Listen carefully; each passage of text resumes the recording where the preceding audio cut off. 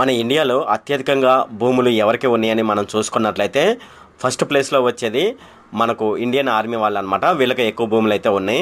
అలాగే నెక్స్ట్ చూసుకున్నట్లయితే Indian railway వాళ్ళు అనమాట, వీళ్ళకి కూడా ఎక్కువ భూములు ఉన్నాయి. తర్వాత చూసుకున్నట్లయితే వాక్ బోర్డ్ ఆఫ్ ఇండియా అనమాట, వీళ్ళకి కూడా ఎక్కువ భూములు అయితే ఉన్నాయి అనమాట. ఇప్పుడు మనం ఈ వాక్ బోర్డ్ ఆఫ్ ఇండియా గురించి అయితే మాట్లాడుకుందాము.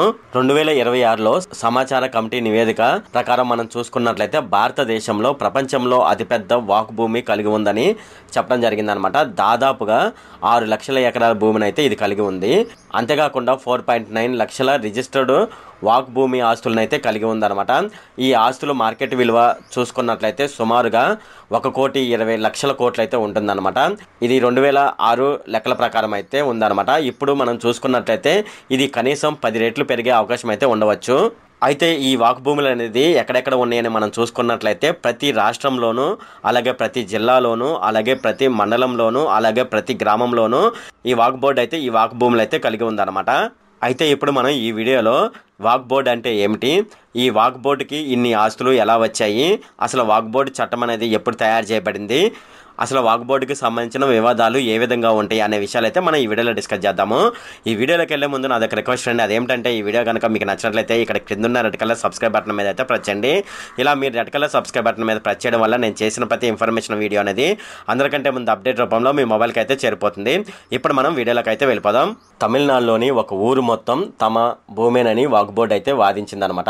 ఇందులో మరో విచిత్రం ఏమిటంటే ఆ ఊళ్ళో ఉన్న 1500 ఏళ్ల నాటి దేవాలయం కూడా తమదేనని వాక్ బోర్డు అయితే వాదిస్తుందనమాట.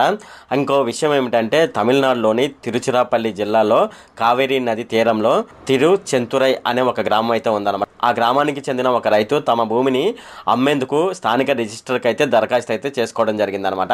అయితే ఆ ల్యాండ్ అమ్మడానికి వీలు లేదని ఇతనికే తిరిగి ఆ రిజిస్టర్ అయితే నోటీస్ అయితే ఇవ్వడం జరిగిందనమాట. కారణం ఏమిటంటే ఆ భూమితో పాటు ఊరు మొత్తం తమిళనాడు వాక్ బోర్డుకు చెందిందని అతనైతే చెప్పడం జరిగింది. దీనికి సంబంధించి డాక్యుమెంట్లను కూడా వాళ్ళైతే అందజేయడం జరిగిందనమాట. దీని ప్రకారం ఆ ల్యాండ్ అమ్మాలంటే వాక్ బోర్డు అనుమతి తప్పనిసరిగా తీసుకోవాలని, యాజమాన్య హక్కు వాక్ బోర్డుకే ఉందని చెప్పడం జరిగిందనమాట. ఈ విషయం తెలియడంతో స్థానికులు షాక్కి గురవడం జరిగిందనమాట. ఎందుకంటే వీరికి ఇక్కడ భూముల్ని 1954లో ప్రభుత్వం అయితే కేటాయించడం జరిగింది. దానికి సంబంధించిన డాక్యుమెంట్లు కూడా ఈ రైతు దగ్గర ఉన్నాయన్నమాట.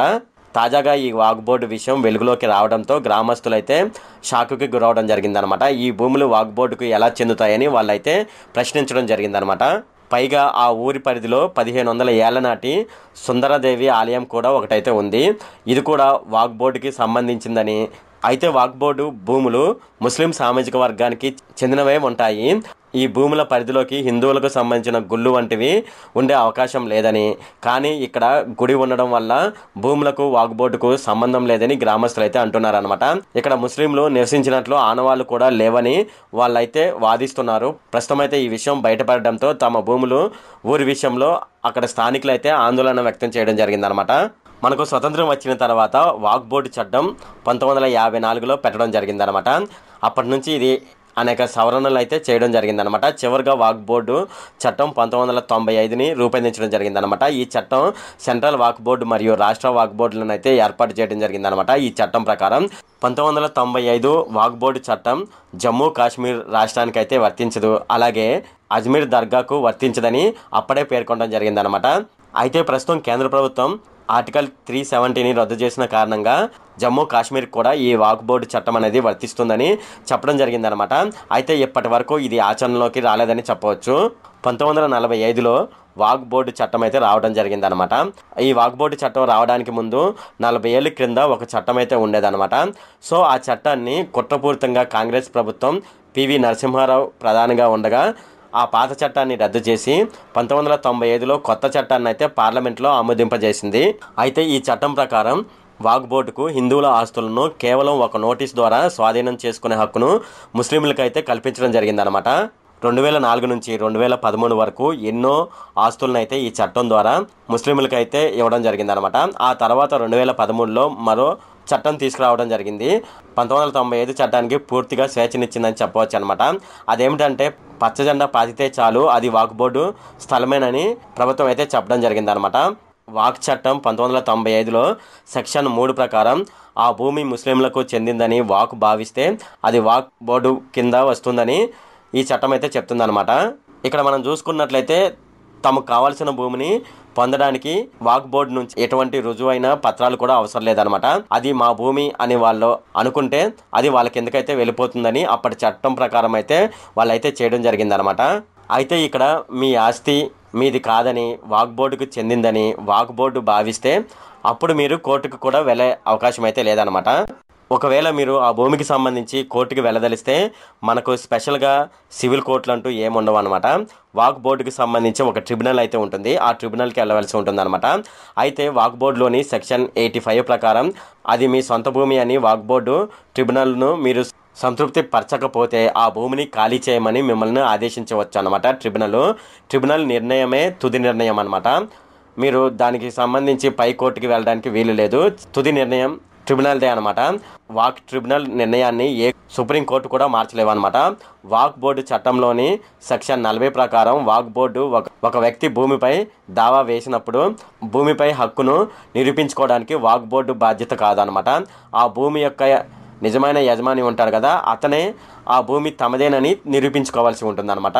అంటే ఇక్కడ మనం గమనించవలసింది ఏంటంటే వాక్ బోర్డు ఏదైనా భూమిని ఇది తమదే అని వాదించినట్లయితే అప్పుడు ఆ భూమికి వాక్ బోర్డు సంపూర్ణ యజమానిగా అయిపోతుందని ఇక్కడ మనకు స్పష్టంగా తెలుస్తుంది అనమాట.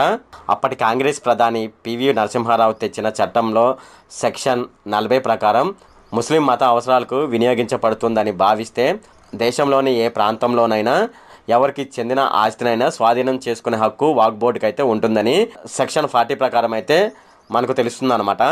అయితే ఇప్పటి వరకు వాక్ బోర్డు అనేది ఎవరెవరి స్థలాలు లాక్కుంది, దానికి సంబంధించి ఎటువంటి వివాదాలు జరిగాయి అనే విషయాలు ఉదాహరణకు కొన్ని అయితే నేను మీకు చెప్తాను. గత 40 ఏళ్లలో ఢిల్లీలో సగానికి పైగా భూమిని అయితే ఈ వాక్ బోర్డు వాళ్ళు అయితే బలవంతంగా ఆక్రమించుకోవడం జరిగిందనమాట. 40 నుంచి 50 సంవత్సరాల కాలంలో వాక్ బోర్డును అడ్డుపెట్టుకొని హిందువుల ఆస్తులను కూడా వీళ్ళైతే ఎక్కువగా ఆక్రమించుకోవడం జరిగిందనమాట. ఈ చట్టాన్ని ఉపయోగించుకొని సుమారు 500కు పైగా హిందువుల మొహల్లాలను ఆమ్ ఆద్మీ పార్టీ ప్రభుత్వం కేజ్రీవాల్ వాక్ బోర్డుకి అయితే ఇవ్వడం జరిగిందనమాట. కేజ్రీవాల్ ప్రజాధనాన్ని 101 కోట్లను వాక్ భూమికి అయితే బహుమతిగా ఇవ్వడం జరిగిందనమాట. అలాగే 2020-2021 సంవత్సరంలో 62 కోట్లను అయితే వాక్ బోర్డు భూమికి అయితే ఇవ్వడం జరిగిందనమాట కేజ్రీవాల్. ఇటీవలి కాలంలో మనం చూసుకున్నట్లయితే తమిళనాడులోని వాక్ బోర్డు 1500 సంవత్సరాల పురాతన హిందూ ఆలయంతో సహా తమిళనాడులోని 7 గ్రామాలను వాక్ బోర్డు ఆస్తులుగా అయితే ప్రకటించడం జరిగిందనమాట. కాకునూరు మండలం కొండపాటూరు గ్రామంలో గల శ్రీకృష్ణ మందిర ఉత్సవాలు జరిగే 11 సెంట్లను వాక్ బోర్డు అయితే కాజేయడం జరిగిందనమాట. చెబ్రోలు మండలం గొడవర్రు గ్రామంలో అయితే అత్యంత దారుణం అయితే జరిగిందనమాట. ఈ దారుణానికి కారణం ముస్లిం వాళ్ళు అనమాట. వందలాది ఏళ్ళుగా కులాలతో నిమిత్తం లేకుండా గ్రామస్తులు చేత పూజలు అందుకుంటున్న జంధ్యాల వసంతమ్మ అమ్మవారి విగ్రహాన్ని ముస్లింలు ముక్కలుగా పగలగొట్టి బావిలో వేసి ఆ బావిని పూర్తి చేయడం జరిగిందనమాట. తర్వాత ఆ బావి కాంపౌండ్ వాళ్ళు మొత్తం ప్రహరీ గడ అయితే కట్టేసి వాళ్ళు వెళ్ళిపోవడం జరిగిందనమాట. దాని తర్వాత గ్రామస్తులు కడుపు మండి కులాలకు అతీతంగా ఏకమై రాత్రే ఆ గోడనైతే కూల్చివేయడం జరిగిందనమాట. ఇది ఈ విధంగానైతే వాక్ బోర్డు భూములు అయితే ఈ విధంగానైతే ఉన్నాయన్నమాట. సో ఇది ఫ్రెండ్ ఈ వీడియో కనుక మీకు నచ్చినట్లయితే ఇక్కడ క్రింద ఉన్న రెడ్ కలర్ సబ్స్క్రైబ్ బటన్ మీద అయితే ప్రెస్ చేయండి. అలాగే ఈ వీడియోని మీ ఫ్రెండ్స్ అండ్ ఫ్యామిలీ మెంబర్స్కి అయితే షేర్ చేయండి. అలాగే ఈ వీడియో సంబంధించి ఏమైనా కామెంట్లు ఉన్నాయనుకోండి నాకు తప్పనిసరిగా క్రింద ఉన్న కామెంట్ సెక్షన్లో అయితే తెలియజేయండి. ఈ వీడియో అంతే friend. Okay, thank you friend.